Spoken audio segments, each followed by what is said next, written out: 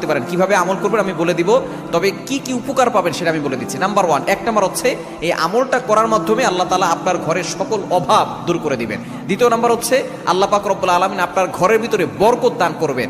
এবং 3 নাম্বার হচ্ছে দুশ্মন থেকে আল্লাহ তাআলা আপনাকে মুক্তির ব্যবস্থা করে দিবেন। এবং 4 নাম্বার হচ্ছে আপনার জানমাল নিরাপত্তার ব্যবস্থা করবেন আল্লাহ তাআলা। এবং 5 নাম্বার হচ্ছে হাউজে কাউসারের পানি আল্লাহ তাআলা আপনাকে দান করবেন।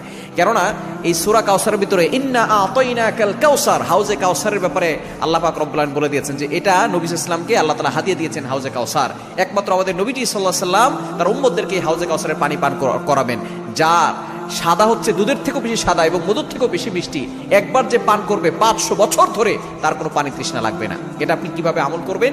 এই আমলটা হচ্ছে আপনি প্রথমে ওযু করে আপনি 3 বার দুরূদ শরীফ পড়বেন। এরপরে হচ্ছে আপনি সূরা কাউসার 11 বার পড়বেন। শেষে আবার 3 বার দুরূদ শরীফ পড়বেন, পরে আপনি পানিতে ফু দিয়ে ওই পানিটা খাবেন। দেখবেন আল্লাহ পাক